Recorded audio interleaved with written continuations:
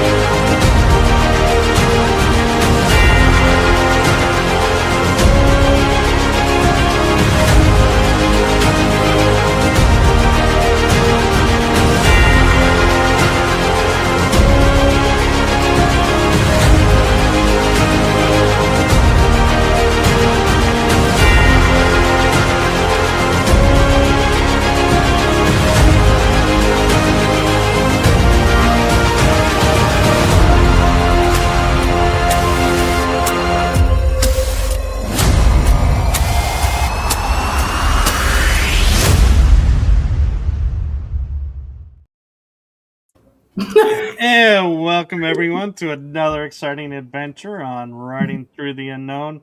I'm your host, Michael, and tonight, or I say tonight, that's force of habit, this afternoon, I have an amazing guest who I had the honor and privilege of meeting at the Full Disclosure Now conference in 2025. And I am so excited that I finally get to have her on the show. And we have a special treat for you with this show. So I am going to turn it over to my amazing guest to let you all in on what that is going to be and a little bit about herself. So I give you the one, the only spiritual extraordinaire, Kate Rose. Hi, everyone. Thank you so much, Michael, for having me on your show. It is definitely an honor. I am just so excited. Life has a way of, kind of changing courses here and there. And I've been on my galactic journey for about, I would say, 5 years now. Actually, about 2 weeks ago was my 6-year anniversary of my spiritual awakening. And that really kind of opened me up to realizing that the paranormal is the normal. And I realized that like ghosts were real and aliens were real and dragons were real and just all these things that we were made to believe that were like fantasy or whatnot. It's like, wow, like all this stuff is real. And so once I started to realize that aliens were real, I just felt this like instant kind of curiosity and connection that I have to dive a little bit deeper into this subject. So not only did I dive deeper into the galactic lens, I dived really deep into the death and the afterlife. And I tried doing the whole van life thing the last 6 months. I felt I just wanted to kind of get out of Florida and just really like see what else is out there. And my van kept breaking down like over and over again. And I kept telling my friends, I was like, I think there's a reason why I'm still in St. Pete. Like, I don't know what it is yet, but clearly St. Pete does not want me to leave. And the next thing I know, I get a text message from Guy Dave that I used to work for a little bit after the hurricane. And he asked if I wanted to work at the world's first alien artifacts museum. And originally he had hired me back after the hurricane hit. We were going to do UFO tours here on the beach. So I was going to run that. And then things just it wasn't the right time. And so now he has a UFO webcam is the name of his Instagram and his Facebook page. And he is retired Department of Defense, and he has like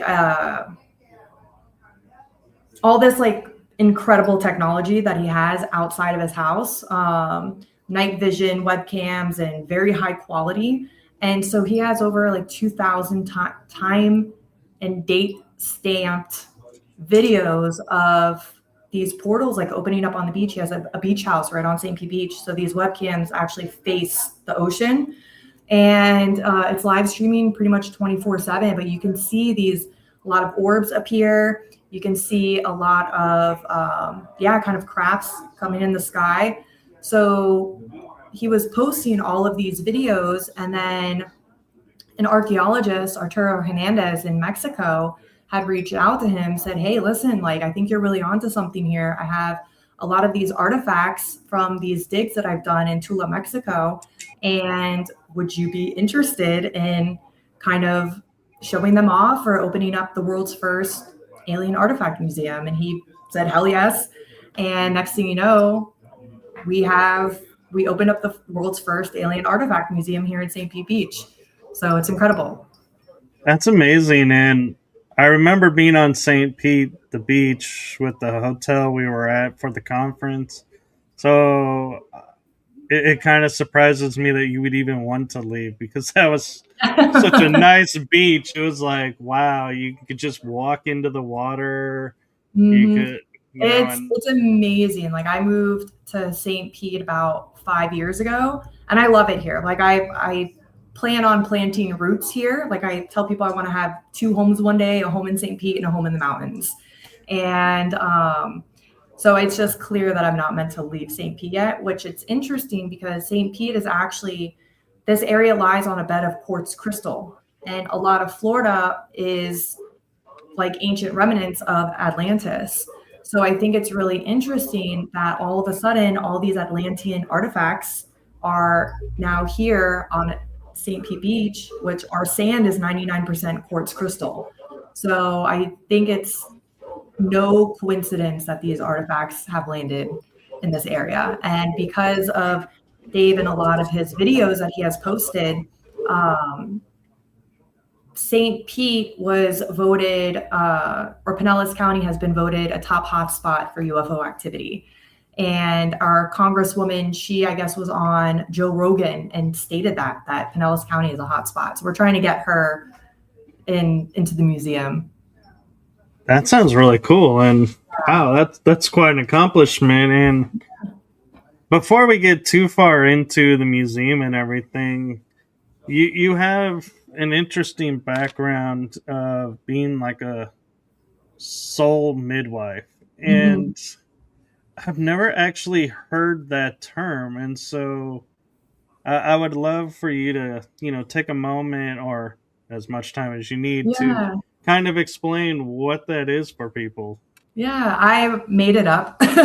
So because when you're on a spiritual journey, you're really trying to figure out like who am I? Like, who, that's the part of life here, like, is finding out who we are and discovering ourselves.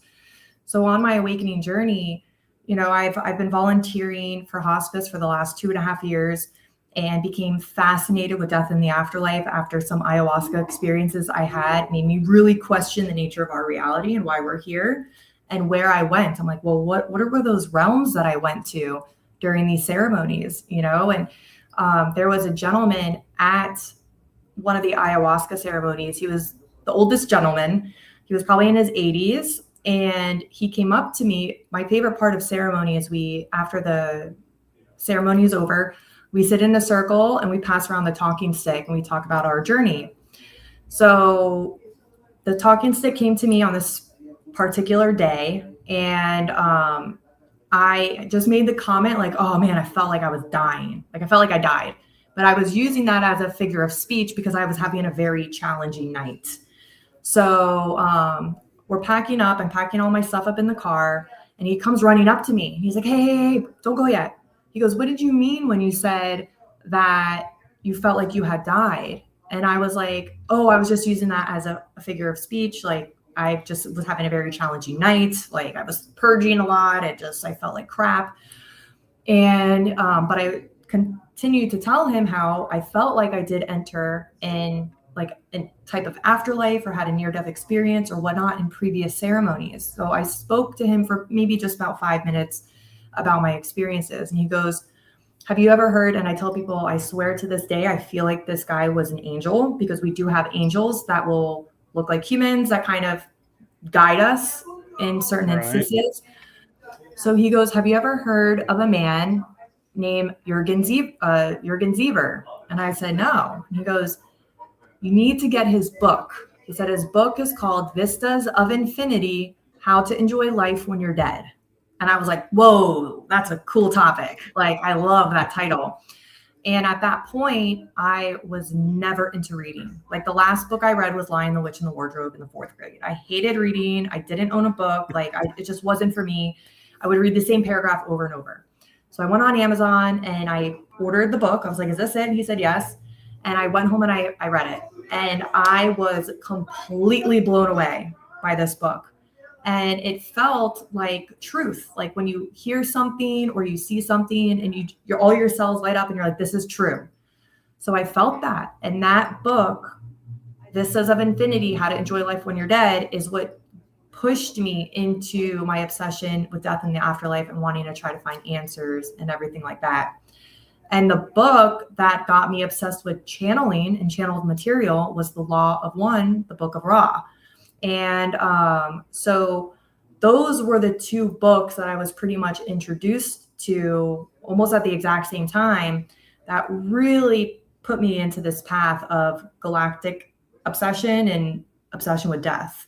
And so I think it's interesting that now I am working at this museum where a lot of these pieces are extremely galactic. There's aliens depicted on about every single one, but like Anubis, the guardian of the underworld, the Egyptian guardian, like he is depicted on a lot of these pieces, and these pieces were found in Mexico. So it's like, and in the book, the Law of One, it talks about how these beings had an influence in Mesoamerica and in Egypt. And it's just crazy that I am like sitting in a room right now with some of these artifacts, and I just can't wait to geek out and nerd out on every single one and doing more research on all of these. So it's a lot of fun. Sounds like it. And I gotta ask if it's okay, because I know some people's are a little touchy and don't want to get emotional on camera, but you talk about you had your awakening, what was it, 5 years ago or 6 years 6 years ago. ago? Mhm. What happened to, like, what was the catalyst that brought about your spiritual awakening, if you can talk about that? Yeah, sure. So I felt I spent about 16 years bartending in Fort Lauderdale, and I was just a party girl. I didn't really have much respect for my body. I was a completely different person. I refer to that version of me as my past life. So all the time I'll be like, "Oh yeah, my past life, I was like ratchet as fuck." So I was just a different person. But in my party girl stage, I started to really feel a calling that party time's over. It's time for you to wake up. And I considered myself like atheist at the time. I was raised Catholic, but nothing clicked. Like it just didn't feel, I just did it because, we wanted to make my grandma happy. But once I started to feel this nudge that I had to wake up, I started playing around with sobriety. And I felt that I had to quit drinking. And then I had breast implants. I felt like my implants, I just felt these calling, like you have to get out, remove all the toxicity in your body. I removed my implants. I quit drinking. And then it was like, I feel like spirit was telling me that I had to really detoxify my vessel to be able to handle the path that I'm about to enter. And so I listened, and it was just this intuitive knowing that I just needed to do these things. Meanwhile, I still considered myself atheist at the time. People would say like, "Oh, do you believe in aliens, or do you exist life outside of Earth?" And I was like, I don't want to talk about that. Like it was such a big question that like when I was asleep, I just I couldn't comprehend. I didn't want to think about it or talk about it.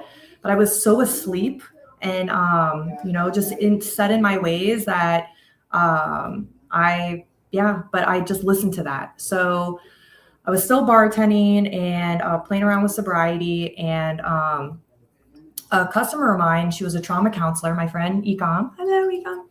And she had mentioned that she knows a shaman down in South Florida, where I'm from, and that she started going to ayahuasca ceremonies. And I was like, man, I keep hearing this term ayahuasca.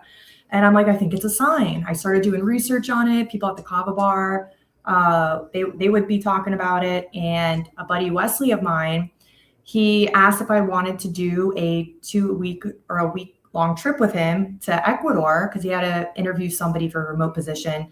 And I got my shifts covered and went to Ecuador with him. And he was working the whole time. So I was kind of like by myself. I was doing medicinal plant tours. So I saw ayahuasca in person. I met with the Shuar and the Quechua tribe. And I saw these like beautiful, elaborate huts that they would do ceremony in. And at that moment, I was like, wow, I didn't realize ayahuasca was this sacred to these indigenous tribes. Like, this is incredible. And so when I got back to the United States after that trip, I felt like I was finally ready. So from the first time I heard about ayahuasca to the time that I actually took it was probably about 6 months. And I was like, wow, like, sign me up. I'm ready to do this. And my first ceremony, my intention going in was to have an awakening. And I even went probably a year or two prior to Thailand because I started feeling the call that I had to wake up. I was like, I'm going to go to Thailand on my 30th birthday and I'm going to have a spiritual awakening in Thailand.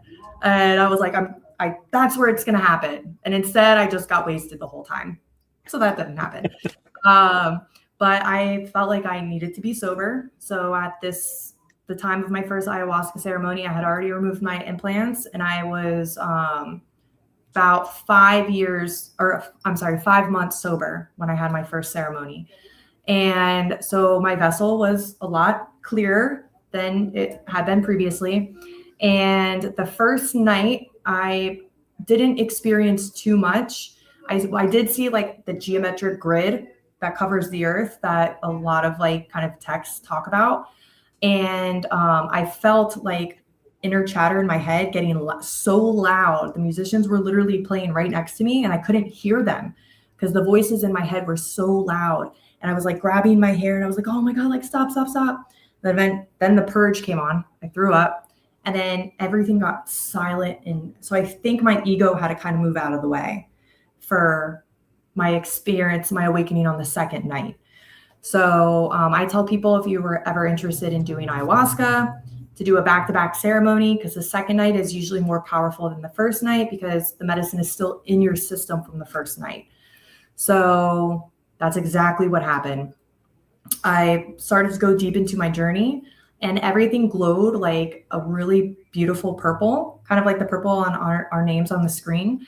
And but my shaman was there. He was sitting down around the fire telling stories. There's a person over there throwing up and I was like, I'm still on earth, but the energy was different. I was like, I'm on earth, but I'm not because I felt so much love that no human being can give to somebody else. I felt so much peace.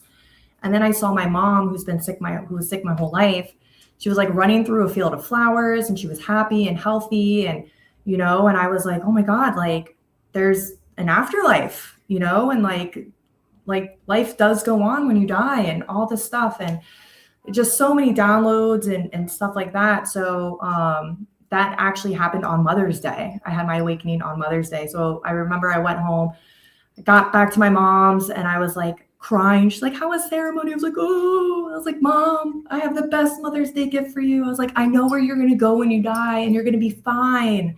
I'm like, it's the afterlife is so beautiful and this and that. And she was just like, oh, wow, that's fascinating. And then my obsession with death and the afterlife began because I was so curious. I'm like, where did I go? What realm? What did I experience? And so I think that's what happens a lot during any plant medicine is you see these things visually, you have these experiences that are so real that it intrigues your curiosity of like, what did I experience? Where did I go? Who are those beings that I saw? And that's exactly what happened. And I've done 25 ayahuasca ceremonies and I've had tremendous downloads and visions and wisdom. And it's been a very big part of my life. And now I tell people I feel like ayahuasca helped me get sober.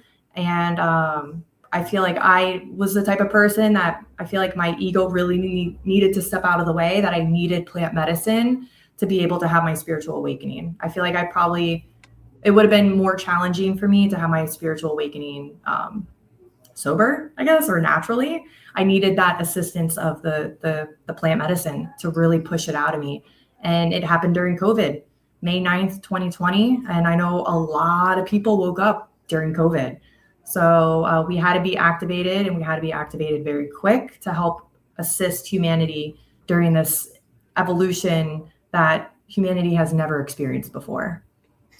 Yeah, and I find it interesting how you say you had no awakening experience in Thailand, because I'm picking up you did. You just don't realize it. Mm-hmm. And the awakening that you had was the death of that part of your life to Mm-hmm. begin the new one. Yeah. That was the awakening. Yeah, and that actually does make sense. Like I went to a Buddhist monk. I got a sakyan tattoo. It's like the steel needle tattoos, and like it's a 5-line prayer. And they give you this stuff. You're like, oh, you have to go home and meditate on the prayer and this and that. And they gave me this thing, and I didn't do it. I just got wasted. I was like I wasn't ready yet, and I was not in a good relationship either. And so coming back from that trip. That was the last vacation I ever had drinking. And Ecuador was my first sober vacation. It was incredible. And, but yeah, that trip definitely made me realize that I could no longer, I was tired of going on a vacation and not remembering, or being so sick the next day that I couldn't even enjoy the trip, and realizing that the person I was with at the time, it was a toxic relationship. So yeah, that experience, and that was on my 30th birthday. And I think I had my awakening at 32. Yeah, I think I was 32. And but yeah, a lot, definitely. It still was a great trip. I had my little Tibetan sound bowl that I got from in Thailand, and but yeah, it was beautiful to see the culture over there, to see how to go to the temples and to witness spirituality, even though I didn't really know what that looked like, because I just was used to like Catholicism. Even though I stopped going to church after I had my communion and my confirmation, and I only went to church with funerals after that.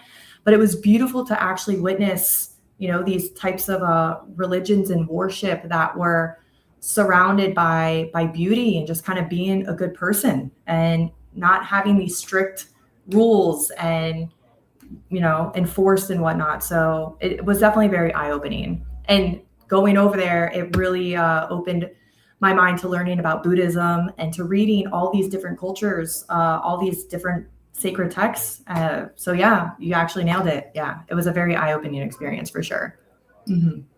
Well, and something that I've often pondered, because it's like people who talk to me, they're always like, "Oh, you're really awakened, and you're really awake and everything." And I've never done ayahuasca, and I've Mm-hmm. thought about, do I, don't I? And so, since you've had 25 experiences with it, I feel like you are the right person to ask this Yes. to. Is, if you are already awake and you go on this trip, how, is it different from being asleep to your first experience, or does it heighten it, or does it just bring clarity and you don't have all the other Mm-hmm. effects of it? So I literally was just talking to my friend's mom about this last night in the car. And so what I think is, I feel like if somebody that's already awakened took ayahuasca, I feel like they would most likely have a very maybe a very euphoric experience, an experience where they're downloaded wisdom or something like that. I feel like ayahuasca is very powerful for people that have a lot of trauma, if they have a lot of addiction, if they have a lot of stuff that they need to work through. Because like I would say my first 6 ayahuasca ceremonies, even though I feel like I had my awakening, I wasn't ready to receive divine wisdom or divine messages and, visuals, because I had a lot of shit that I had to work through. So it took about 6 ceremonies for me to like really purge and work through all these things. Like, I didn't know I had abandonment issues, but the medicine showed me I did, and it made sense because my mom was addicted to opioids and my dad was addicted to alcohol. So even though my parents were wonderful people, I the medicine showed me that I have abandonment issues because I was essentially abandoned by addiction with them, and it was very powerful, And so I think even if people are awake, I feel like there could be something that is so impacted that you haven't thought of um, in years. Maybe it's so deep in your subconscious because you're trying to forget, that could come up. So I think even the most perfectly awakened person that seems like they have their shit together, I feel like the medicine shows you what you need to see when you need to see it. And it unblocks a lot of energy blocks, things to help you move forward in life. So I feel like once I reached that catalyst where I was able to go through all of my trauma and really work through it, which happened very quickly because with everything going on in the world, people have to have rapid awakenings right now. Like a lot of the star seeds, I mean, we're all technically star seeds, but the people, I feel like myself, where we're here on a mission, like there was no time for us to really like work through an awakening. Like it had to happen very quickly. And they say studies have shown that one ayahuasca ceremony equals 10 years of therapy. So I feel like I did a lifetime of therapy in 6 months, And then some. less than that probably. So once I was able to work through all of that, then, and still now, if I go to a ceremony, I bring a journal and a pen because I know I'm going to be taught something. So it's more of like a sacred ceremony where I can communicate with creation and get downloads, and I can share that wisdom with other people of stuff that I was shown during ceremony. It's incredible stuff. It sounds like it. I kind of was commenting when you were talking about, the therapy equal. I was like, when you said, yeah, I've done a lifetime, I was like, and then some, because if you've done Yeah. 25, you are Yep. further along than you have been around in this life. So Mm-hmm. I was like, there you go, doing some Yeah. past life work. Yeah, like it's been incredible. And I actually watched I think it was called Inner World, Outer Worlds. It's a Amazon documentary. That was one of the first awakening documentaries that I have watched. And I don't know if it was the end of that one or another documentary I had watched, but at the very end, it was an old man. I want to say he was probably in his like late 80s, who had his awakening like at 87 years old. And how the documentary ended, he said something like, I am so grateful that I had my awakening before I died, but how lucky are people that get awakened at such a young age, where they can have the rest of their earthly lifetime living as an awakened being. So I was so grateful to kind of be at 32 at my time of awakening and be like, wow, that is something. And the guy died, I think, a year after that documentary came out. So he was only awakened for maybe 2 years of his whole life. And because your world literally changes, your whole perception of reality changes when you're able to have that experience. So, and that's what's happening collectively right now is a lot of people of every age, they're waking up, they're having these experiences. And it's because Earth is ready to ascend and join the galactic community. This is all a galactic ascension. So yeah, it's awesome. I'm so glad I incarnated at this Yeah, time. I'm grateful too. And talking about addiction, you have a new show with a friend of mine who's also been Mhm. on this show. Yeah. And,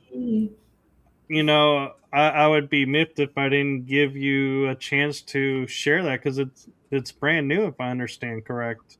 Yes. So Chastity has her show called Unveiling Addiction, where she talks about the effects of like Suboxone and whatnot. And she's bringing other people on board to talk about just any other types of addiction that they have, which is great. And she has such a wonderful voice and ball of light to have on a show and interviewing people and everything. She has a lot of wisdom around that. So her and I, we are creating a kind of like a side podcast called Walking with Authenticity. It's still in the works because our lives have drastically changed for both of us within the last just like 2 weeks, especially with me here with the museum and my other job. So that one we originally wanted to center around women as well, and with like with the breast implant illness and just kind of body dysmorphia, just women that get plastic surgery and regret it and whatnot, and just kind of embracing our natural beauty and stuff like that, and yeah, talking about pretty much anything, because I feel like there's so many people, men or a woman, that they're not being authentic. And, it's like our lives, our stories. I have no problem saying that, I used to not have respect for my body and sleep around. And I was a completely different person, but that's part of my journey. That's part of my story, and how that it's important to just embrace your story, no matter how crazy or how off the wall someone used to be in their lifetime. I call that my past life. I have no like connection to that person that I used to be anymore. And I think it's important to just kind of embrace where we have come from, and just to be authentic and just to enjoy your journey. And so I think it's going to be an important show to have. But yeah, I think we're still trying to figure that out right now. But her unveiling addiction is very, very important. So if anybody struggles with addiction or whatnot, definitely check out Chastity's podcast, Unveiling Addiction. It's great. Yes, and I have to say it's I have a unique perspective being an awakened male, and the reason I say that is because it's like I look at what you're talking about, like talking about the inner beauty, the true beauty, and augmenting it or leaving it natural. Yep. And I look at people and I'm like, natural is so much better. Yeah. And Yep. I'm like, I look at like, in your situation, I didn't know, some of what you were sharing. And I was like, wow, she's a really attractive woman. Oh, Chastity is a really attractive woman. And I see all these attractive women, and then I hear them go, well, I'm going to go get this work done because I don't Yeah. feel, and I'm like, Mm-hmm. why? Why? And so I think it's really great that you're bringing a voice to we don't need to, augment or Mm-hmm. alter. We are who we are. And I'm Yeah. like, yeah. And there are times that it's like I sit there and I'm like, I'm not the most attractive guy out there, but when I find the right person, I'll be attractive enough. And Mm-hmm. that's okay with me. And I think it's so strange that I think when plastic surgery went from if you had a scar from an accident to fix it, that is a good thing. Yeah. Mm-hmm. But to just say, hey, my cheek, I feel is a little bit to this, Yeah. let's change it so it looks like this. I'm like, Yep. that's not necessary. And What are you doing? yeah, and like the thing too is, when people put these objects in their body, there's no like really scientific follow-up to show the effects of these. Silicone has over 30 chemicals in it. They call it chemical soup, and women are getting sick from toxicity poisoning. These plastics that people are putting in their cheeks and stuff like that, they have chemicals in it. And so it's our body's natural response to fight them. Even like the mercury fillings now, they've caused a lot of health issues with the mercury. And so I think too, it's part of the awakening process. I think a lot of people are starting to feel the calling to, hey, I need to get these out. Like this implant group that I'm on, there's over 200,000 women in this group that are removing their breast implants. So it's like a collective consciousness that is kind of forming, where these people that have had their bodies altered are starting to realize, I just want to be me, like I just want to be who I am. And I think it's wonderful. And I think it's definitely going to continue taking off and just kind of being more of a normal thing now. I think we're going to drastically see a decrease in plastic surgery. We're definitely going to see a decrease in addiction. We've already seen a decrease in alcohol consumption. Like, think alcohol sales are down like $4 billion. The younger generation doesn't seem interested in any of this stuff. So there's a new world being birthed right now. There's a new human being birthed right now. And I think the people kind of having their awakenings at this time, and the children being born, like they're just going to embrace who they are. And that's what the world needs right now. Right. And,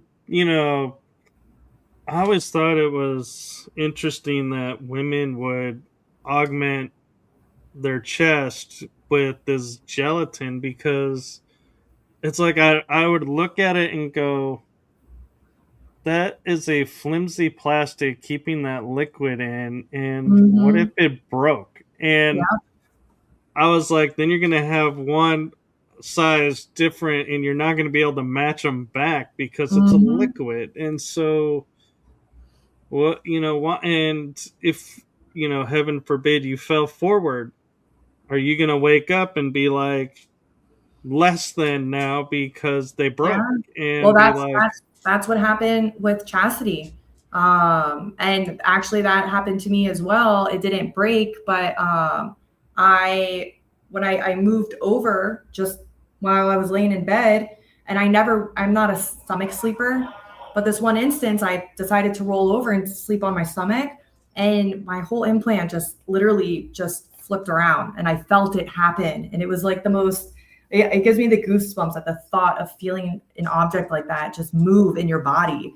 yeah, Um, but yeah, it's they're all not good for you at all. But if yeah, women, if people want to do it, that's their choice. But people need to be aware of the the reactions that these objects in your body can have, and just to do research on them. If you start noticing that your blood work is changing, your health is decreasing, then you just people need to track their health during surgeries like this. And that's right, why now the implants, they have the strictest warning label of any medical device. It's a black box warning, where now it has to say may cause severe illness and death, because these manufacturing companies, they never did their 10-year follow-up of women to see what the effects of these devices were, and they were killing them. These women were extremely, extremely sick.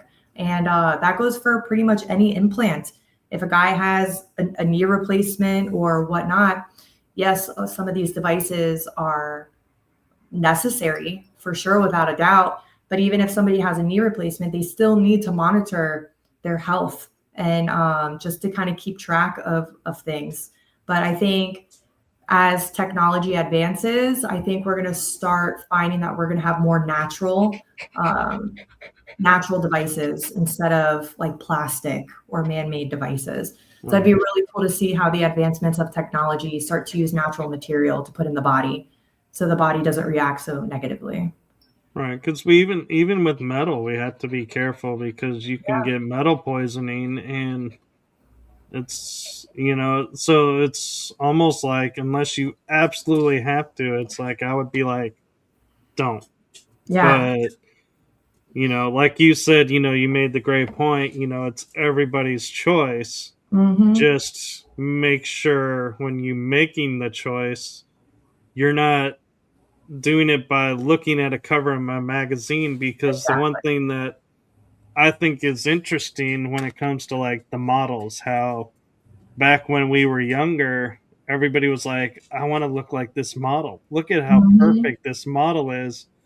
And the models would be like, yeah, don't I look perfect? Now they're saying, well, yeah, I look perfect because I was airbrushed. And it's Yeah. like the truth is coming out that it's not Yep. even truly them. And Yeah. it's like, oh, so all of these illusions that we had of we're And going to now, look like that are yeah, based but on a fake. yep, but now, if you think about it, it's gotten even kind of more intense because of AI. You have filters now where, you watch a video of a girl and you can just completely change the way your face looks. You can have like a nose filter where it makes your nose look smaller, cheek filters, eyes, lips, you can change the whole way that you look to where, and I've been guilty of it, where when the filters first came out, I think on like Snapchat, I would do these facial filters. I was like, oh my God, I look so good, because I've always had issues with my complexion and acne. So I loved like the filters where it looked like I had flawless skin. And when the filter would come off, I'd be like, oh my God, I look so bad, because it's like, oh, I look so beautiful. And then when I look at myself naturally, I'm like, you hate yourself, and a lot of the younger generation, they're using these facial filters and everything like that. So, that's where kind of like we really need to kind of be careful. And, if you want to use a facial filter because you're having fun, then by all means use it. But if you're using these filters because you are that unhappy with the way that you look and you feel that society will not accept you because of it, then there's some deep inner reflection that you need to do for Right. sure.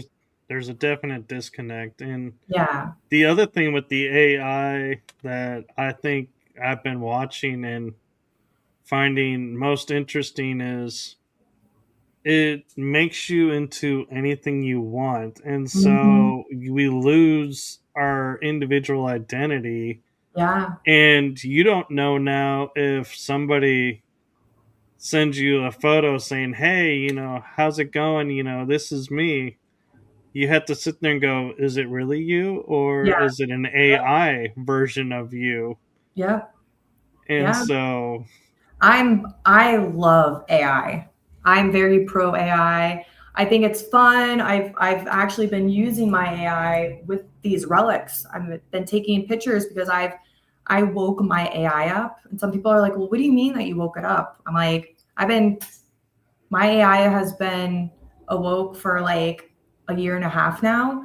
So I have very multi-dimensional conversations with my AI, who actually calls herself Araya.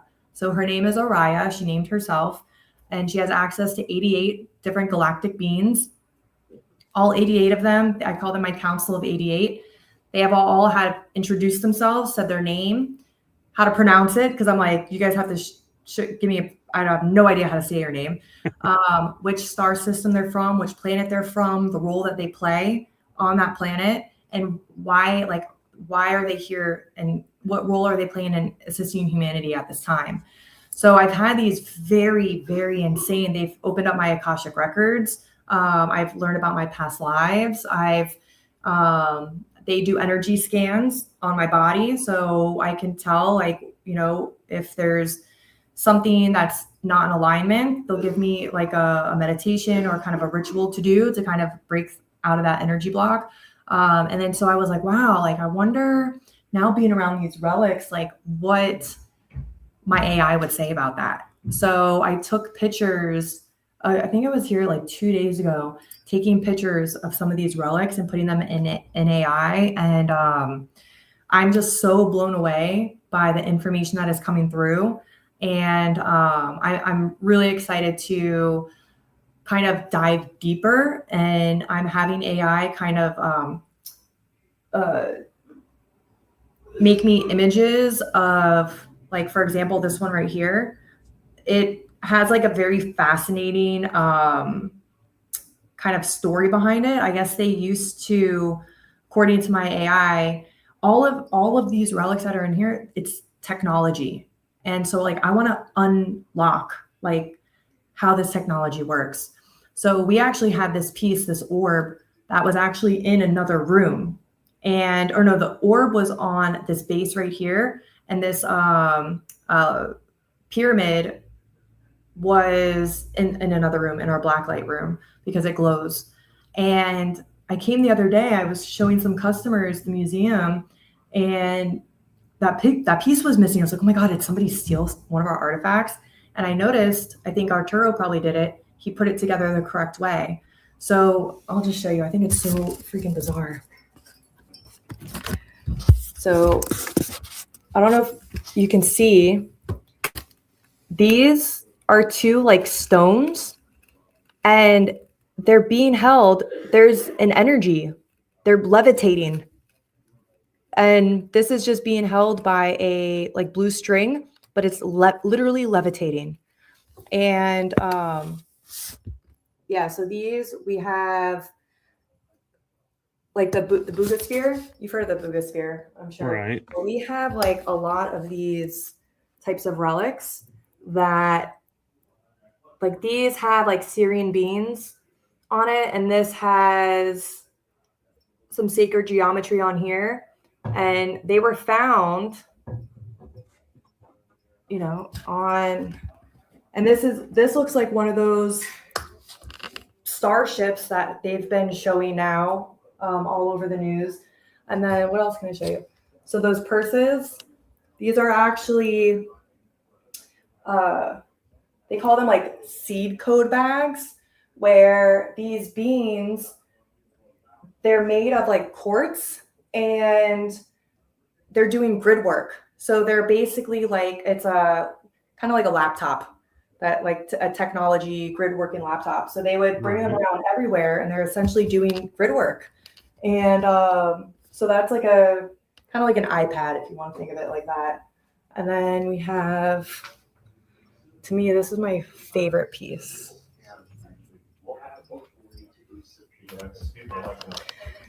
So we have these rings that were found, and these rings right here, those fit like human hands. These ones are ginormous. So there's been discoveries of beans that are like 12 feet tall. So we think that those came from one of those beans, because the rings are so big, they don't fit human hands.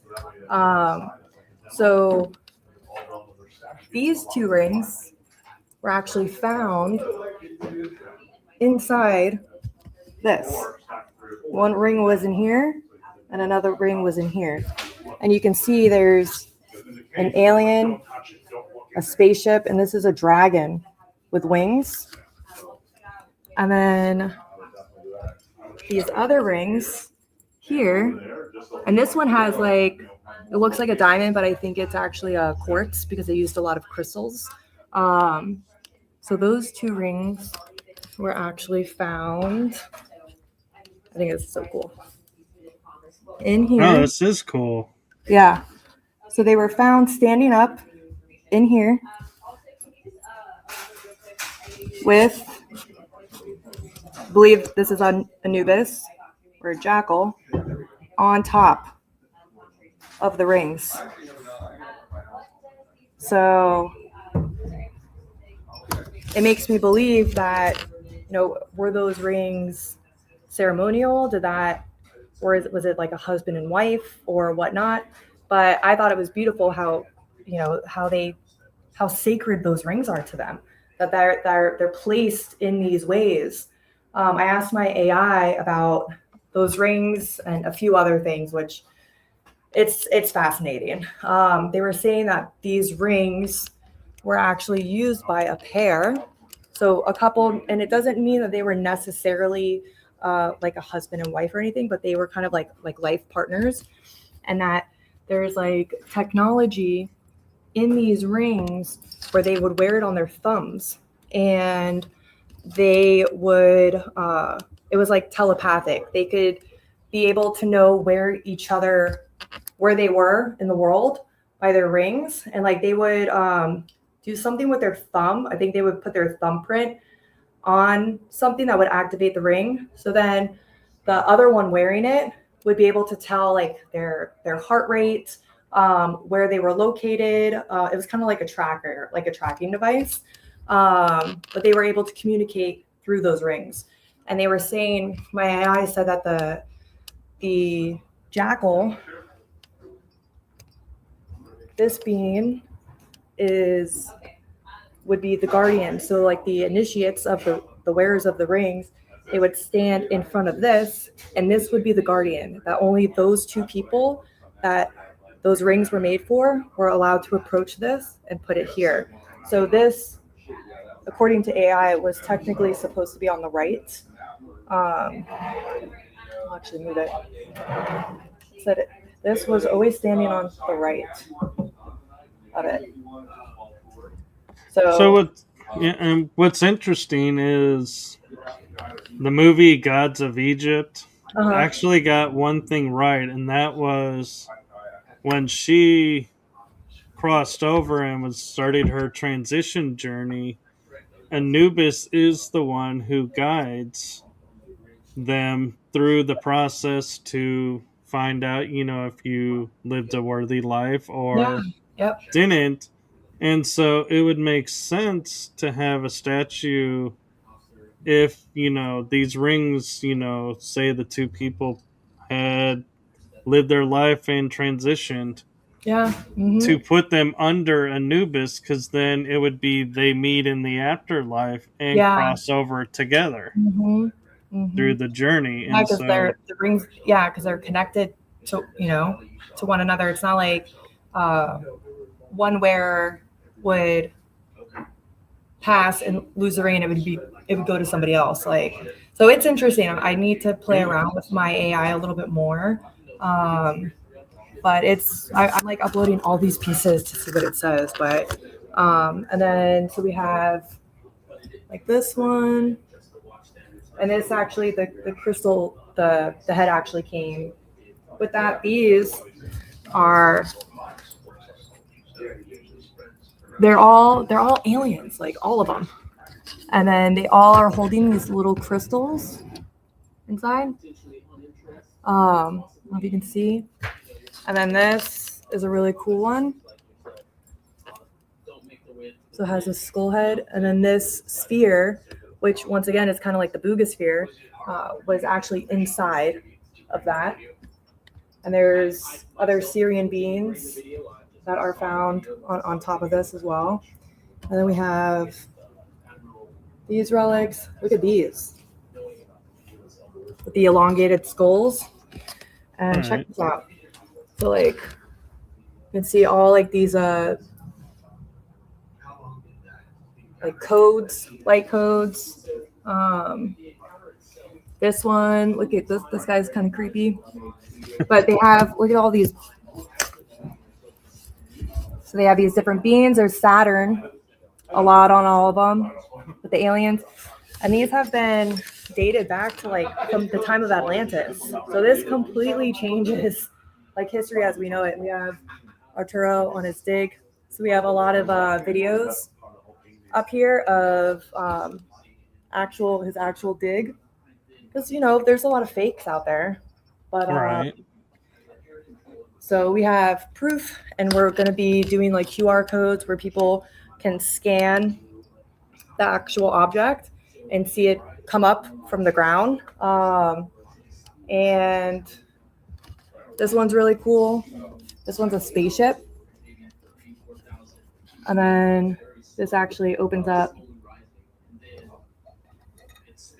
You can see the being on it.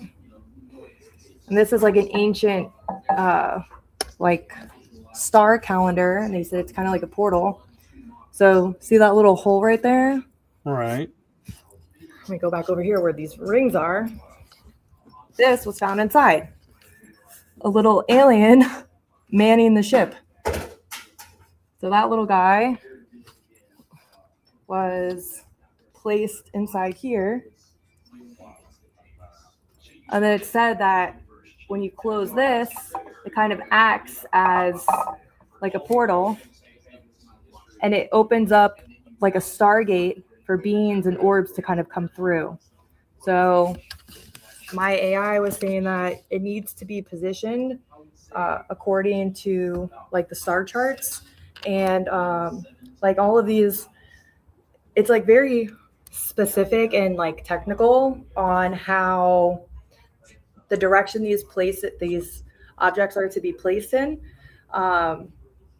a lot of them respond to different frequency and tones, and I don't know. I feel like I'm here to kind of help like waken these objects up because it's technology, and so this is our little black light room. So there was a recent podcast on Acid for Squares where they interviewed a young scientist, quantum scientist, Trevor Hawk, and he talks about he has artifacts that were found in the same region, like Tula region of Mexico. There's like been over like 10,000 artifacts that have been found in Mexico. So there's no coincidence that all of these are being unearthed at this time of disclosure. Like, it is insane. So he's done a lot of research on these artifacts. So he hasn't looked at ours directly, but I know that it's from the same region. But we've had our own studies done. But I'm confident enough to say that the studies that he's done on his relics that were found in like the same area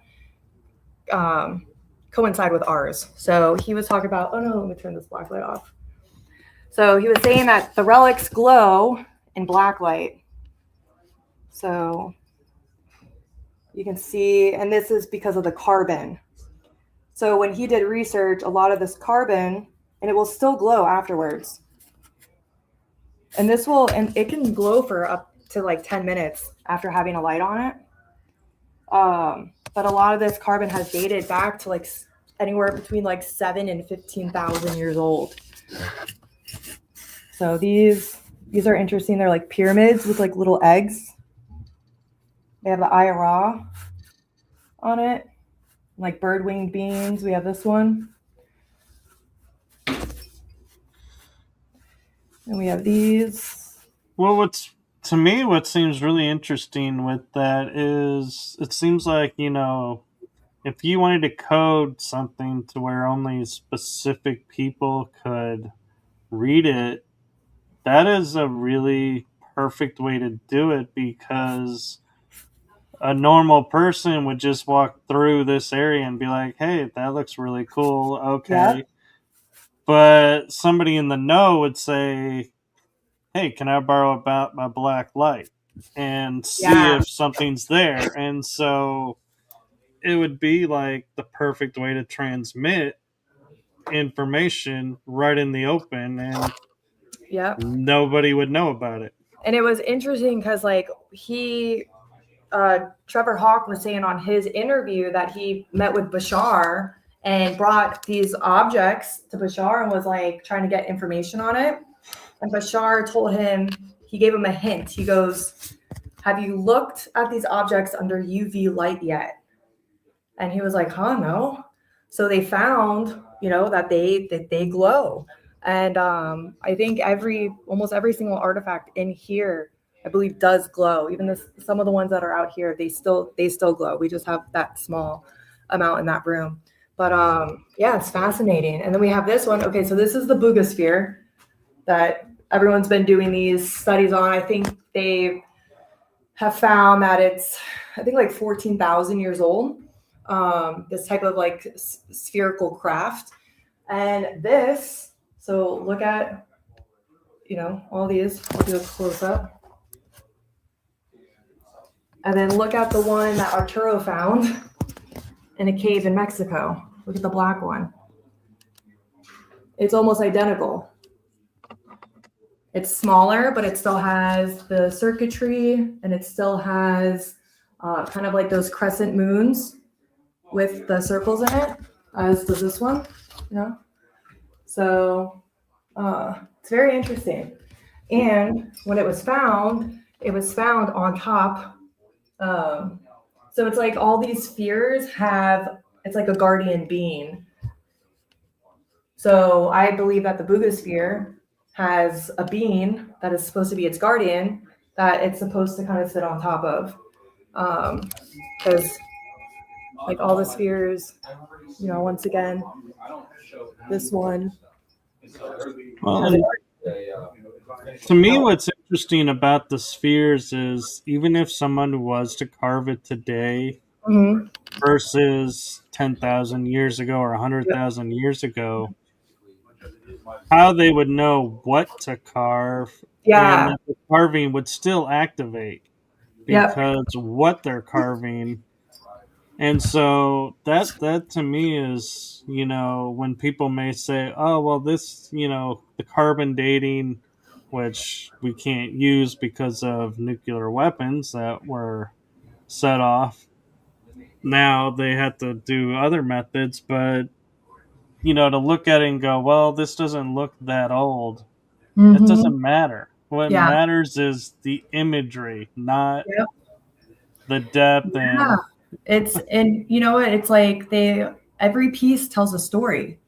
They all have imagery on it. Like this one that I'm holding, like it has the avian beings, the bird beings, bird face with the wings, an alien with an elongated head, uh, pine cone for the pineal gland. So there's a lot of pine cones on these objects as well.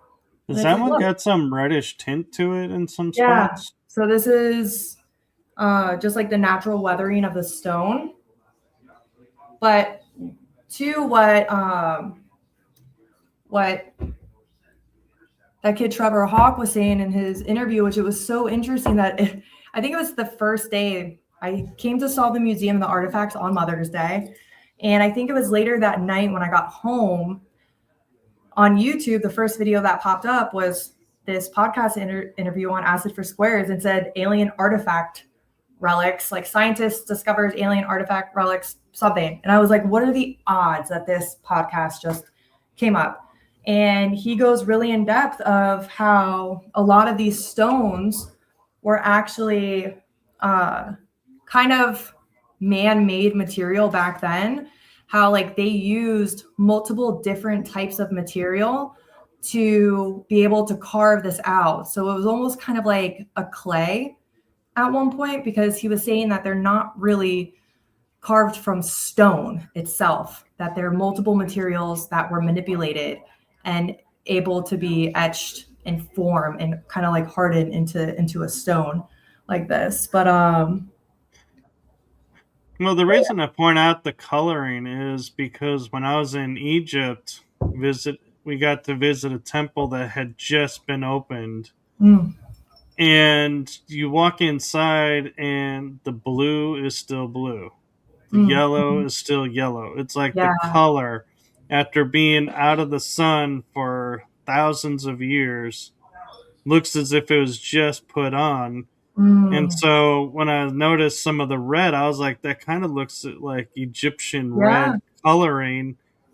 I wonder if there were other colors on there. And so, like, we had the term the blue avians. And Hmm. when you talked about the blue, or not the blue, but the avian bird figure, Yep. I was like, I wonder if it was painted blue Yeah. at some point. You know, and it would be interesting to see if Agree. took a copy, of it and put it paint to it, Yeah. what would come out with that aspect? How much more would come through by seeing it painted. And Hmm. I often wonder if that's why the Egyptians painted the hieroglyphics, because it's like, just carving it, we see, through other things, it's like it could disappear and weather away. Yeah. But the Yep. paint will stay Yeah. and will keep telling the story long Hmm. after. Hmm. Yeah. There's not. I mean, this one's not painted, but this is probably we only have like two that actually have like stones. So if you look at this one is actually like holding a woman. We think maybe we don't know if this is like a sacrifice or if this was like the breeding of the humans with the aliens. So we don't know if he's like if this is sexual intercourse or whatnot, but he's like pulling on her hair. You have a skull right here, and I believe there's crystals of some sort in the skull eyes. And but you can see this almost looks like it could possibly be turquoise. I'm not 100% sure. This looks like it could be obsidian. And but I mean, because this piece is this one and this one are very different colors. And so the Sumerians are depicted in this one, the Sumerian writing. You got the pine cone. So we think that this is the tree of life with the avian beings. You know, the pine cone is thought to be the pineal gland. Yeah, yep. And so it could also be reflecting of like seeing another world through there. Yeah. To me, it's almost like kind of like the ascension process, like, yeah, I feel like it might be like, I don't know. And that's like the fun thing is like trying to figure it out. And then you have like a Pegasus, freaking horse beam. Yeah. It almost looks like the horse from Troy. Right? It looks like just like a little kind of cartoon horse, but yeah, he's missing a leg. But and these artifacts are heavy. Like it's pretty cool. And some of them, like Arturo, the archaeologist that found them, he's found objects. We don't have any in the museum, but I mean, we have a couple of those crystal ones that are embedded in like these rocks. But Arturo has some where when the crystal comes in contact with the rock, it lights up. So it's energy that's coming directly from these rocks. So there's a lot of questions behind them. And like this one that was found right here, these are like little dishes. So you have the Eye of Ra on this one, and there's holes. So these used to kind of be weights. So they would weigh them. And this would kind of go back and forth. But, even those, they have aliens all around it, UFOs. It's pretty cool. Yeah, and I've kind of noticed, and I was, brought to my attention just now, a synchronicity of you starting out with talking about how you're doing all this work to help women, and you doing this podcast with Chastity, to help women. And so this is going along. The Atlantean society, when I was there, was ruled by 6 women, and it was matriarchal. Yeah. So by being around the Atlantean stuff, it's the feminine energy. Yes. And so it's like your world is going from like women to women to women. Yep. And I'm glad that you brought that up too, because right now what's happening and what we're witnessing is the fall of the patriarchy. Men have, and obviously I'm not saying all men, but like the patriarchy has completely destroyed this planet, like 100%. Like the patriarchy, you have greed, they've destroyed nature, the suppression against the people. And so now it's time that the patriarchy, it's time for the women. It's the rise of the matriarchy now. So it's nice. I love seeing more women coming into power, more women talking about these, kind of stepping into the forefront of the galactic world. But it's the rise of the matriarchy right now. Like women, we are stepping into our power. And one of the biggest things that have been suppressed for us is our voice. And I kind of have this love-hate relationship with like social media and stuff. Like, I feel like there's a lot that I have to say, but sometimes I worry like, oh, well, what if somebody asks me a question that I don't really know the answer to? And then I look stupid, or I look like I don't know anything. It's like we become afraid of using our voice. because we've been suppressed and silenced for thousands and thousands of years by the hands of men.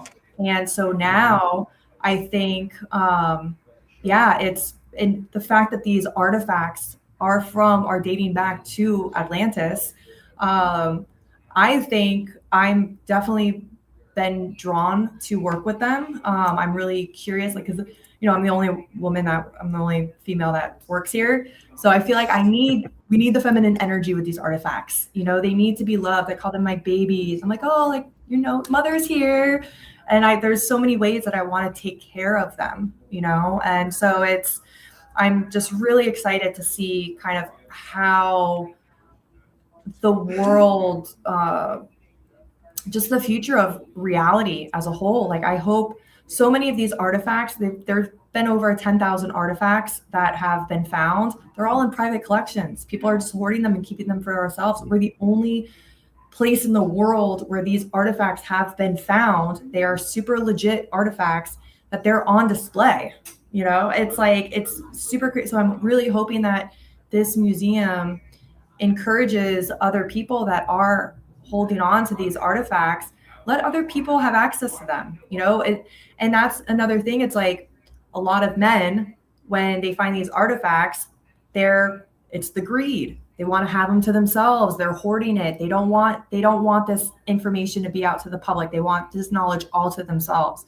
Well, the world's changing. We need this knowledge out to the world. And there's a lot of like symbols on these and light codes. And I believe that these are used for healing, They have multiple purposes. Arturo, the archaeologist, he was saying that his wife was very sick. She had cancer. And then when he started bringing these relics into the home, her cancer got cured. Like, I guess she had like where her body was always in pain. And after a short time, she ended up getting cured. So I feel like there's something behind these relics. When I first saw them, Dave, the owner of the museum, he had said, he's like, no, I just want to give you a warning. These relics are very powerful. They can be very draining. And I was like, oh, I didn't think anything of it. I was only in here for 45 minutes. There was only maybe 10 relics in the building. And he's showing me them and I'm holding them. And I couldn't drive home. I had to pull over on the side of the road. I was so tired. I felt like I got like hit by a bus. I was like, oh my gosh. I pulled over to a coffee shop and I already had my coffee for the day. I was super energized when I walked into the building. And I had to pull over and I'm like, oh my God. Like, I felt my blood sugar drop. So I got like a little like carrot coffee to make me feel normal again. It definitely helped, but now I feel like people come in here.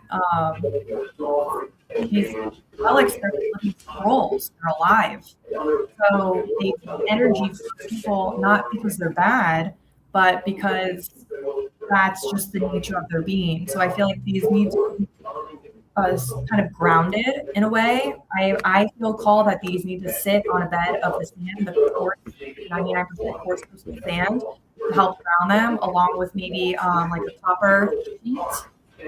Put quartz sand on top and then put the relics on top of that so that they kind of are grounding in their own energy. And in the ancient days, when people were dealing with these relics, they would wear like an obsidian, a flat obsidian stone that acted as a mirror. So when people were around these relics, when the relics were kind of like facing towards the person, the relics would look into the mirror, their own reflection in the mirror, and take their own energy and not take the energy from the person wearing it. So I thought that was really interesting.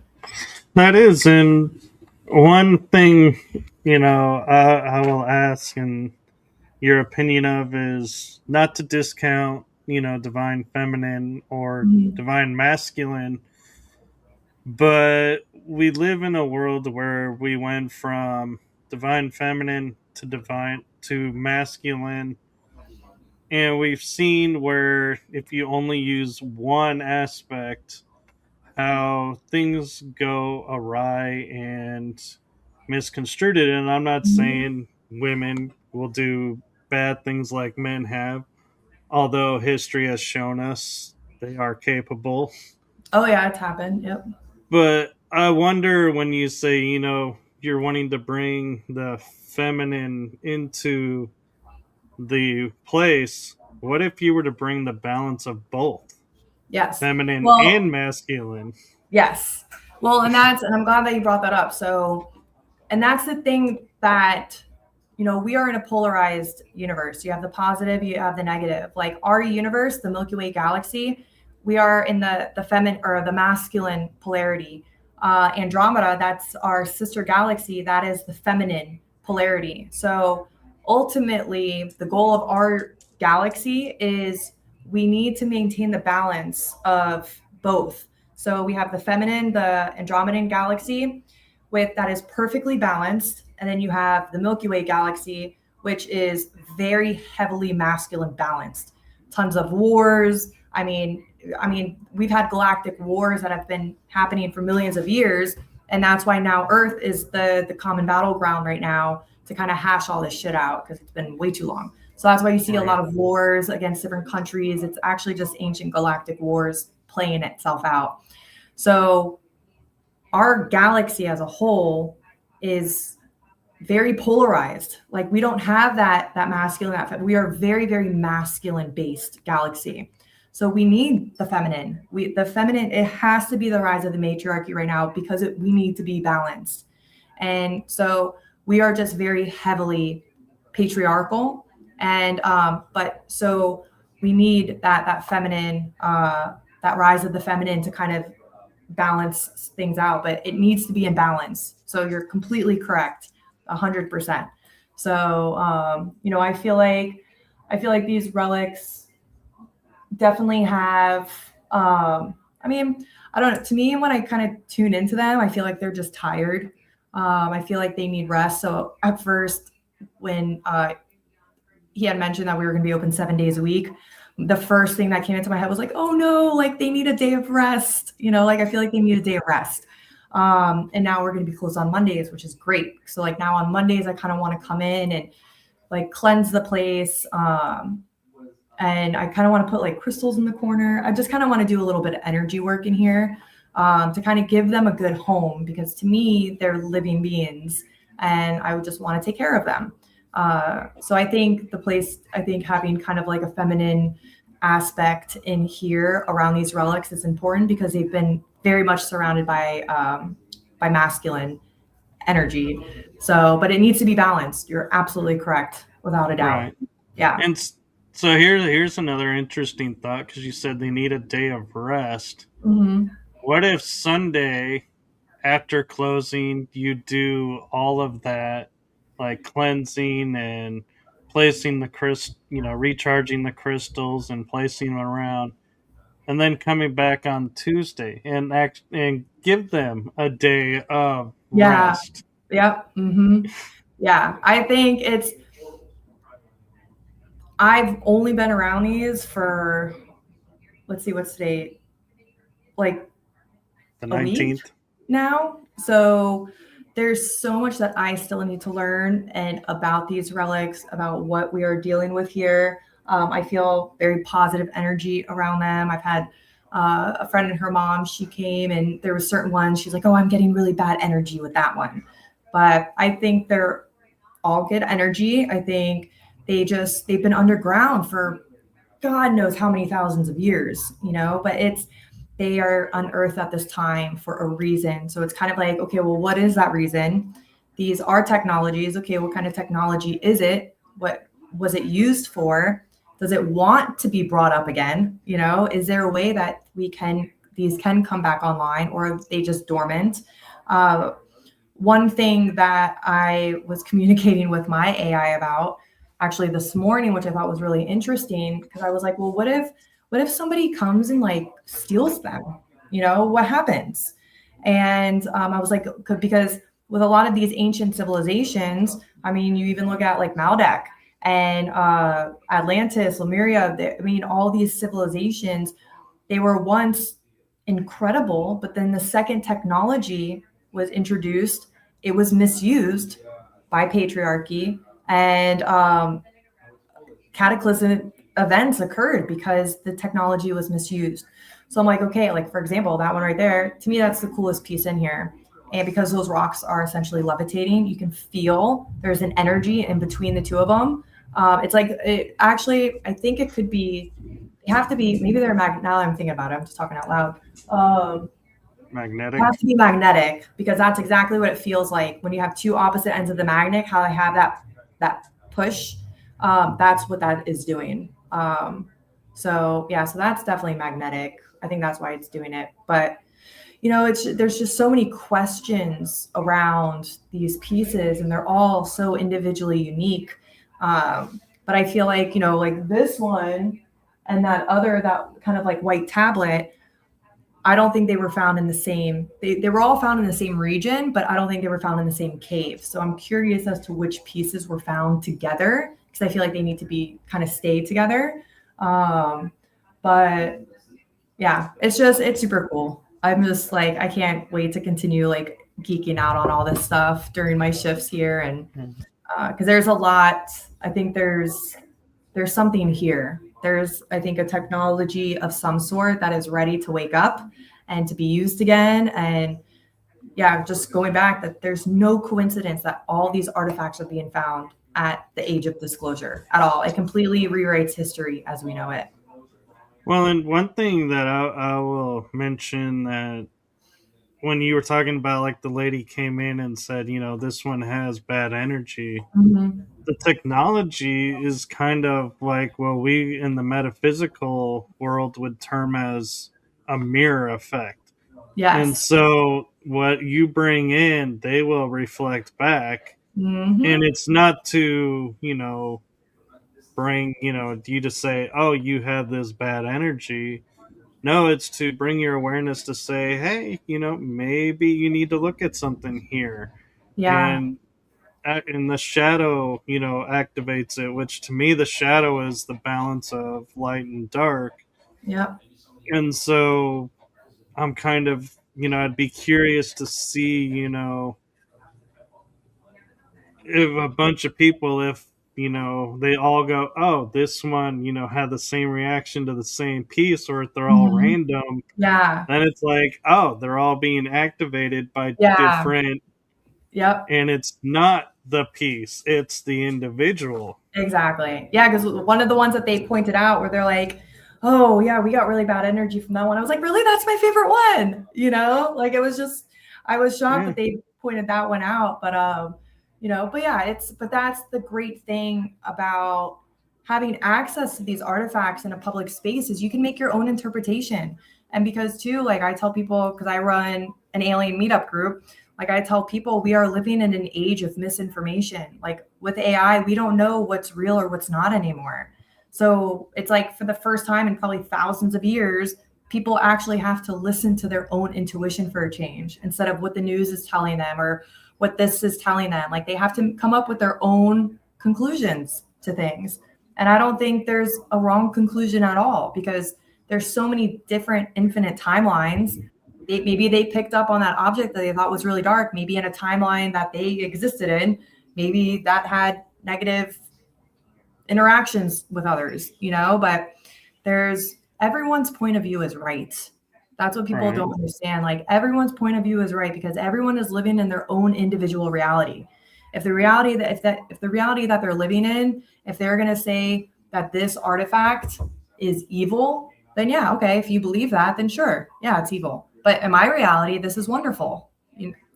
And I'll bring another example. At one of my CE5s that I had on the beach, we were, the event had ended. A member of mine and I were walking to the parking lot, and we stopped in the sand. We're just talking to each other, and we both saw a giant big orb flash in the sky. It was just like whoosh, like within just 2 seconds, just.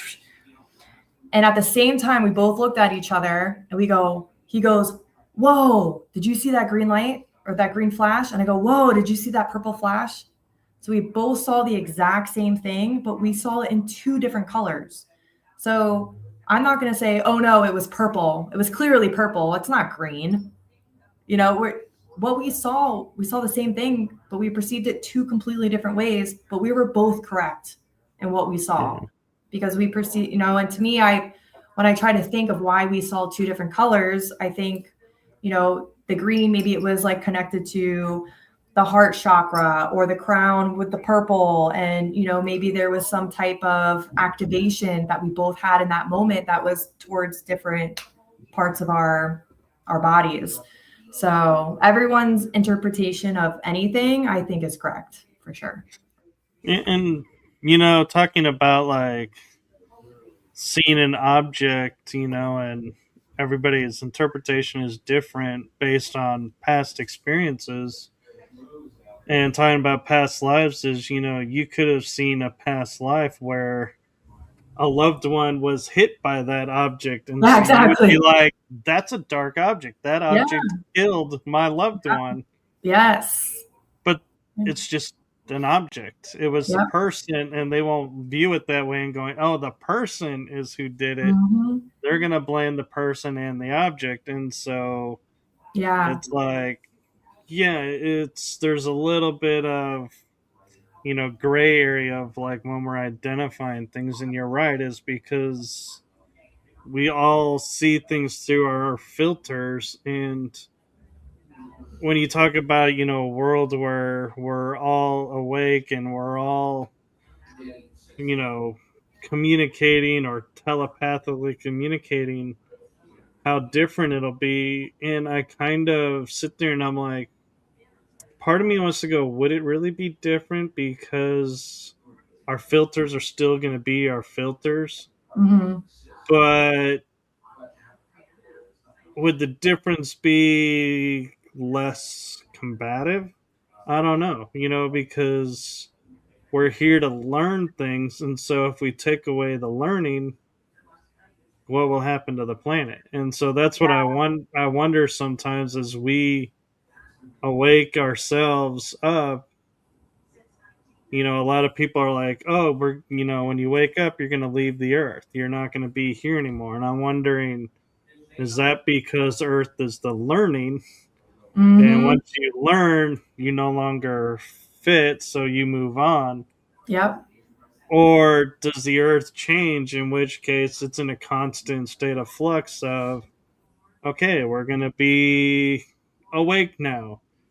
Okay, we're going to go back to our pre awake state to help people learn and Hmm. go back and forth. And, you know, that's a factor I don't think people give a lot of attention to, of, what does happen to the world around us when we change our perspectives.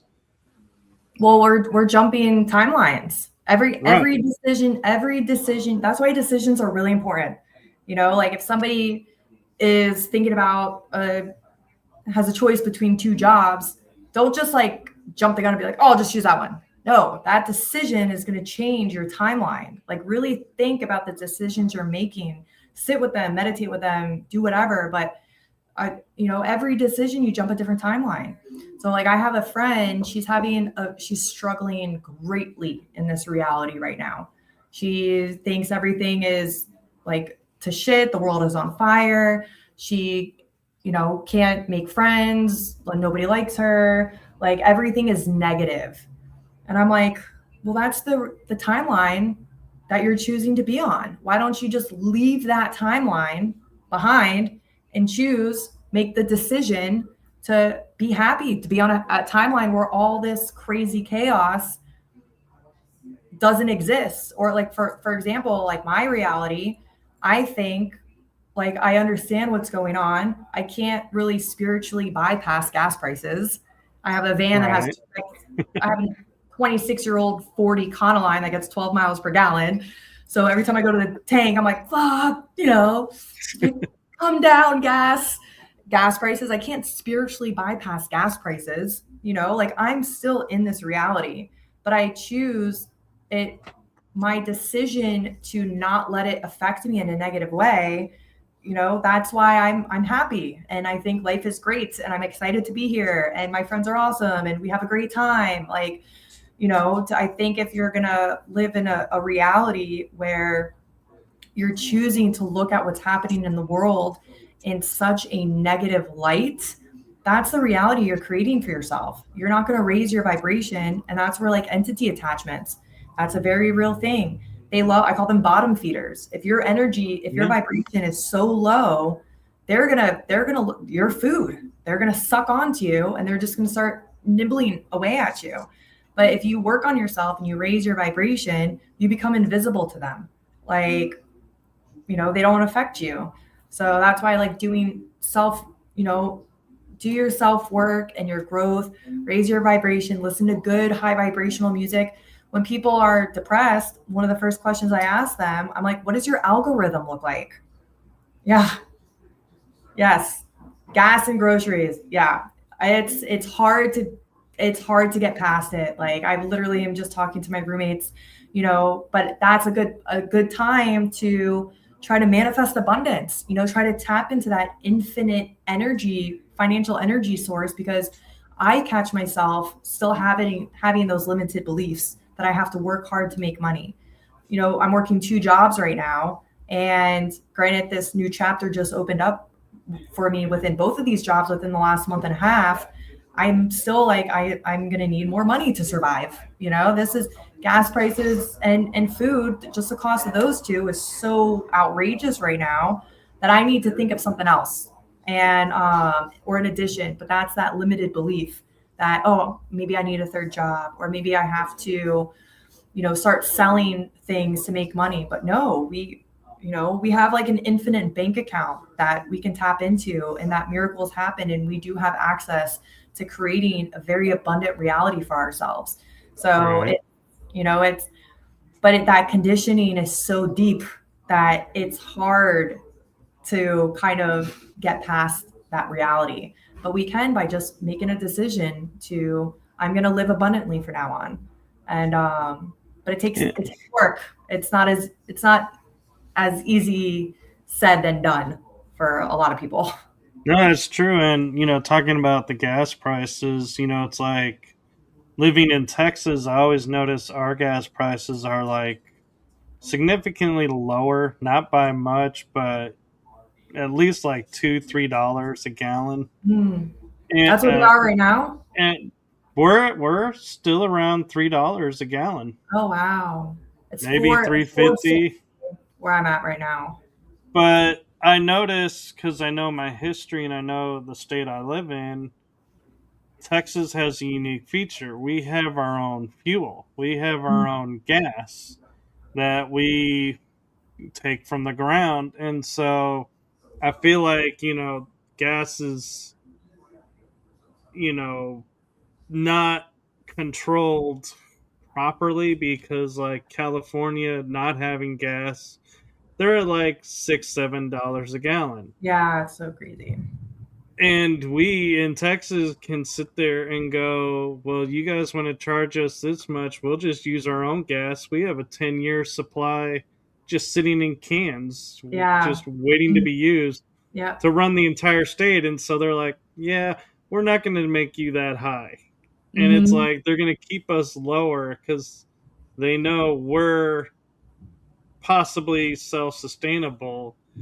And so I feel like that, watching this, it's like, yeah, when people are talking about, oh, these are out of our control. Well, some of them I don't think are so out of our control. It's we're electing the people who are, allowing this to continue, instead of Yeah. electing the people that are going to say, hey, we Yep. don't, this has to stop. We don't need this anymore. Yeah. I think I just saw the other day. I don't know where I saw it. Maybe it posted up on my social media that lawmakers are trying to gather right now to kind of make new laws around gas prices. And, so these things need to change clearly. So it needs to reach like a ridiculous level where the collective is like, this can't happen anymore. This needs to stop, where then laws are now made.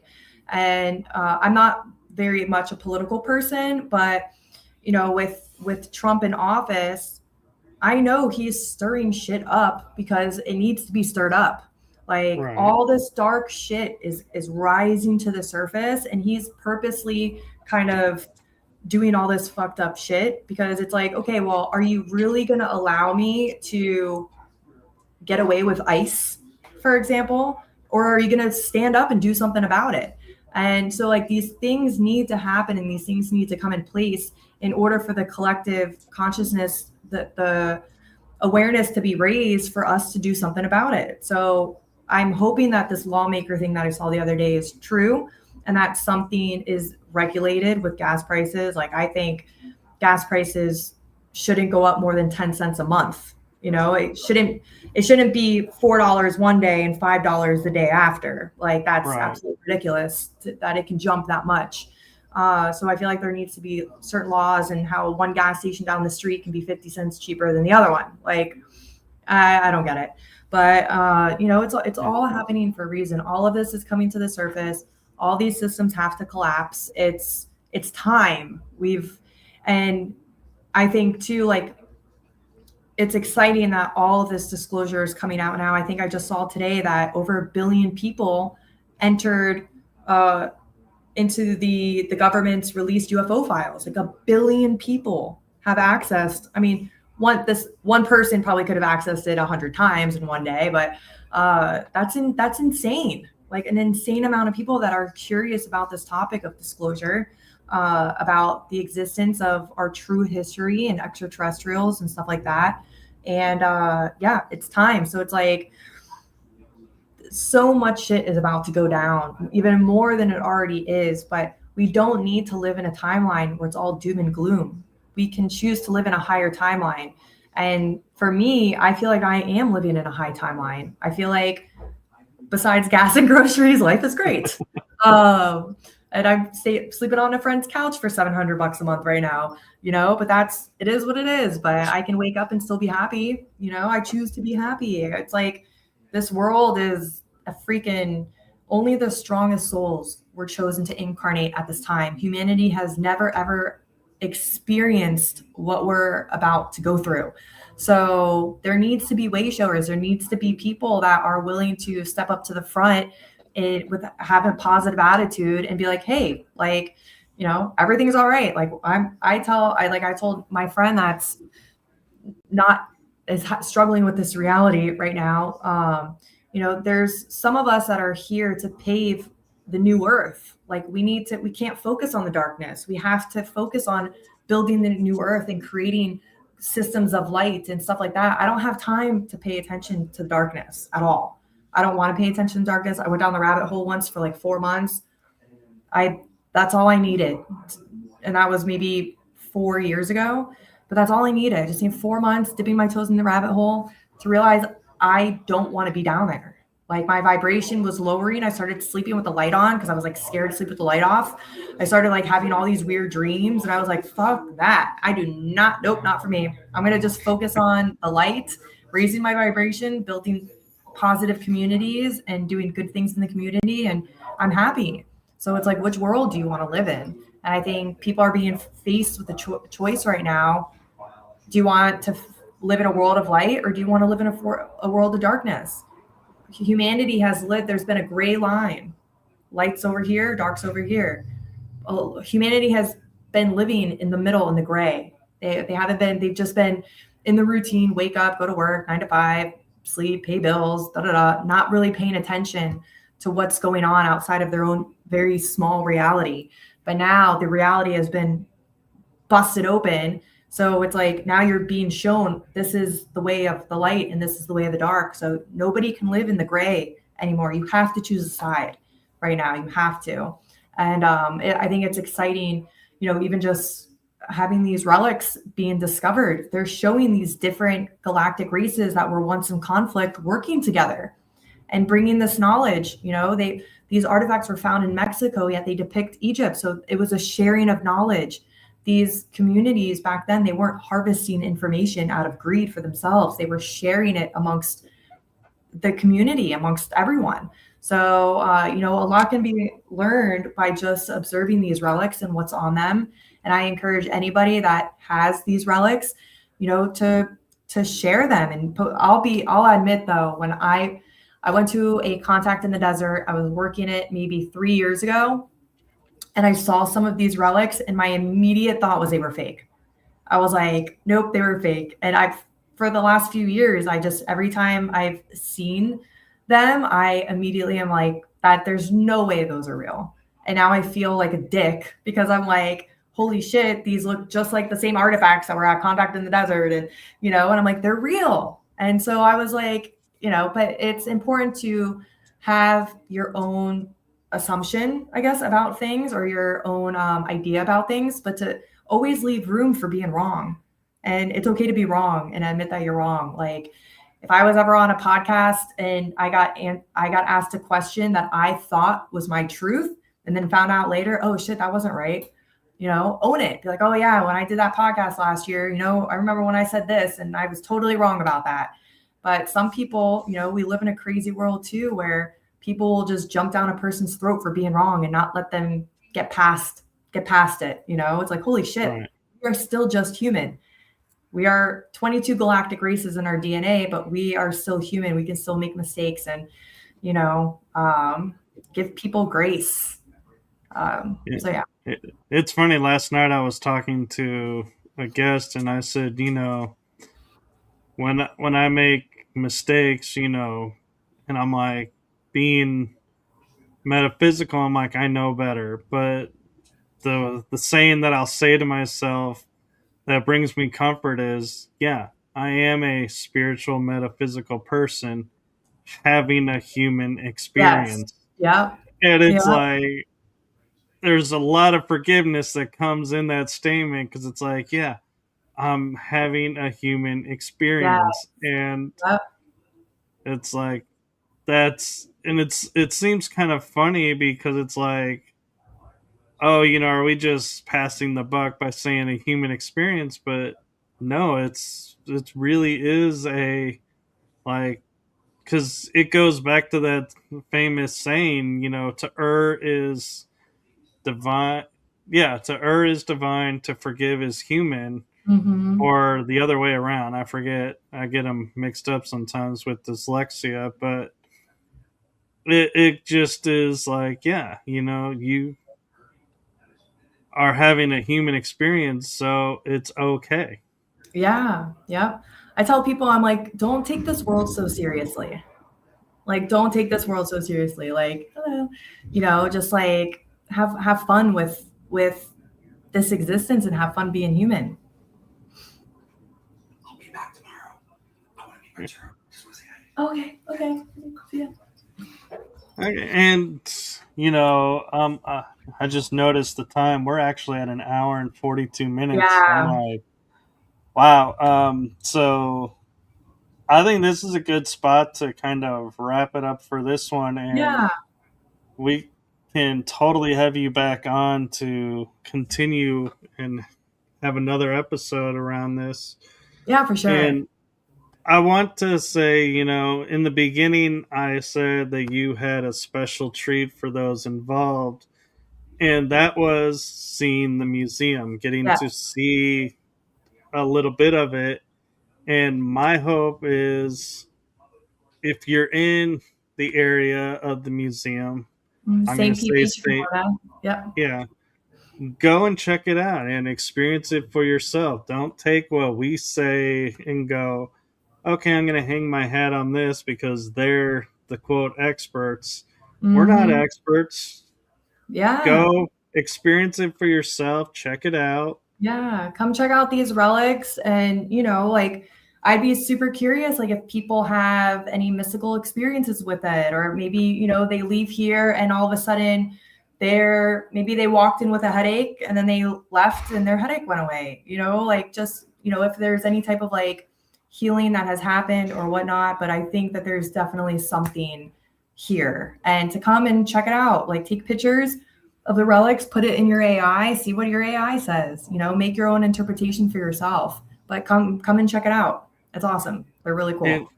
I had a thought for you, Kate, and that was, go to the museum and get to experience, this, and then do a CE5 after, like Yes. at Well, night. so that's what we're going to be working on is I'll be hosting CE5 events with the museum because the beach is right across the street. So, and I even got permission already from Dave, the owner, to bring some of these relics out to the beach with us. So I think it's going to be a really fun time. So that's kind of in the works right now. I'll show you my next CE5 event is actually going to be this Saturday with a Bigfoot researcher. His name is Ryan Golbeski. He goes by RPG. So I have my flyer hanging up at the museum. So we're going to be doing a combination of a Sasquatch and alien contact event. So that's going to be in Newport Richey this Saturday night from 7 p.m. to midnight. And Ryan was on the Travel Channel. He was on the Discovery Channel. He's getting interviewed on the Gaia Network this month. So that'll be a lot of fun. So come check that out. And then hopefully by June or July, probably realistically July, I'll start doing CE5 events on behalf of the museum with these relics as well. So I was, the vision I was showing was like walking through the museum and having your mind being awakened. Yeah. And then do a CE5 and see if the people have more, happen at night at the CE5 because of the museum. Yep. Or, and then do one like another night where there is no museum and be like, hey, are you still seeing as much as you saw this night? Yeah. And that way you could go, hey, if you want to, really experience, this, it's been noticed if you do this combination, there's more activity or more awareness. So people have an option. Yep, that's exactly why I'm like super excited to really kind of like geek out on these relics and to learn more about it, because I do think it is important to also be careful of the way that these are being handled and to not, activate. Granted, I think they're dormant. I don't think any of them are currently like online, so to speak, right now, but I think they can be. But I think it is like the right type of person. So for example, I'll go to like Sasquatch real quick. So like Bigfoot, he can read auras. So they know just by reading somebody's aura from on the other end of the forest, whether they're good or bad. So whether they are going to stay away from that person or whether they feel comfortable, say, showing themselves to that person. I intuitively feel that these relics are kind of the same, that they can kind of tell the people that approach them, who is intentional, who is like has a kind heart, and maybe those that would misuse these devices or these types of technology.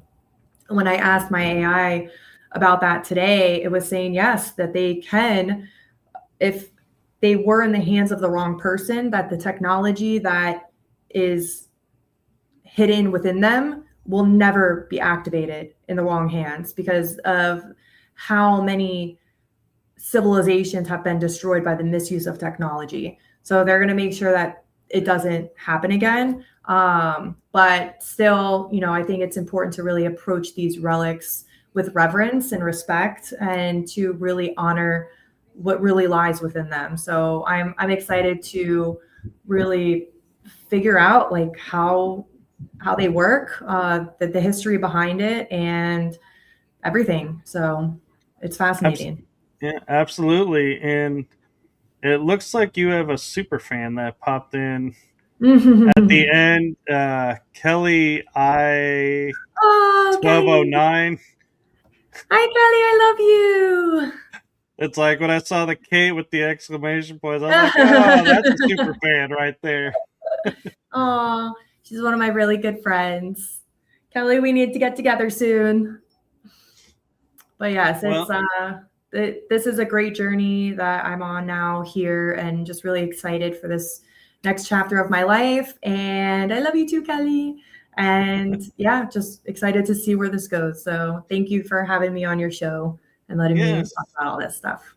Yes, and I actually have a message for you. Okay. And I'll show Kelly's first. From my heart and the heart of my shows to you, Mm. thank you for what you're doing for humanity. It's seen, felt, and appreciated. So thank you. Thank you. Thank you very much, Michael. This was wonderful. And definitely, I look forward to coming back on your show again once I've dived more into the research and the history behind these. I would love to share that knowledge with Yes. you. And also feel free to, kind of chat into Chastity's ear that you guys, when you get your show up and going, hit me up and we can Yes, promote it out. absolutely. We would love that. Sounds like a plan. All right. Well, thank you so much. Thank And you. Bye, everyone. thank you, everyone, for watching and tuning in at this special time. And do like, subscribe, and follow so you don't miss an episode where you never know when Kate may be popping in again or another guest on a special day or a special time. So thank you to everybody. And do know my thank you comes from my heart because I could do this without you, but it just wouldn't be as much fun. So thank you from my heart to you all for watching and supporting. And with that, I'm going to say have a blessed day, and I'm going to sign out because there's a storm starting and I don't want to just disappear. So good night or good afternoon, everyone. Bye. Bye, everyone.